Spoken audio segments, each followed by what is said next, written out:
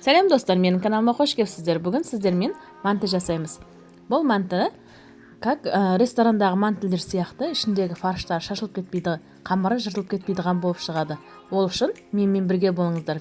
Видеоның соңына дейін күзетіп, комментария, лайк басуды ұмытпаңыздар. Маған тіркеліп, қолдау білдіріп кетіңіздер.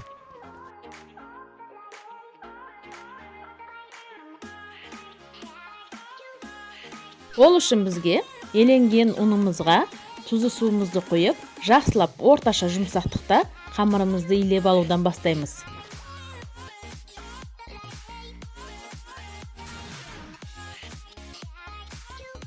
Қамырымызды илеп, жақсылап тындыруға қойып қоямыз. Сосын ішіне саладыған салмаларын дайындаймыз. Салмасына пиязымызды жақсылап майдалап турап, үстінен фаршымызды салып, 1-2 штук картошка жетеді бізге. Сол 2 штук картопты жақсылап теркадан өткізіп, сосын мен пиязым аз болып қапты, тағы да пияз турап жібердім.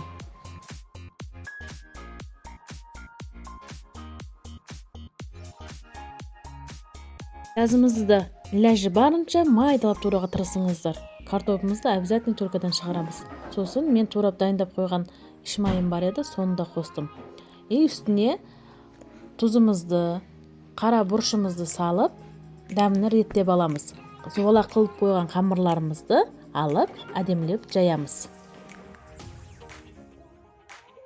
Мантыны түюдің әдісі оңғай жолы десем де болады. Мен қамырларды осылай думалақ бойынша жайып кесіп, ішіне фарштарымызды әдемілеп қысып думалақ қылып саламыз. Біздің бұл мантымыздың басқа мантылердің айырмашылығы осы біз салып атқан салмаларды думалақтап салып атқанымызда болады. Жақсылап әдемілеп түйіп шығамыз.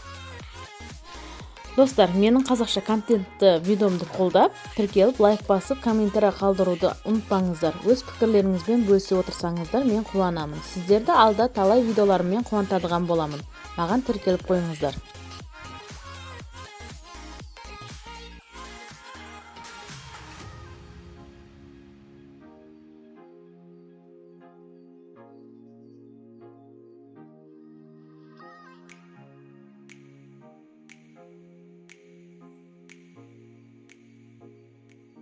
Мантылерімізді түйіп, листерімізді жақсылап майлап, листерімізге араларын жабыстырмастан ашық-ашық етіп, жайластырып шығамыз. Мантылерімізді жақсылап жайластырып болып, үстіні әдемілеп майлап шығуды ұмытпаңыздар. Сонда мантылеріңіз қаязып қалмайдыған болады.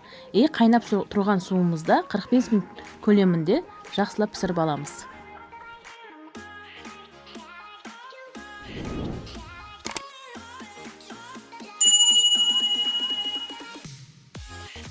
Достар, сіздер де осы мантыны обязательно осы рецепт бойынша жасап, үйіңіздегілерді қуантыңыздар.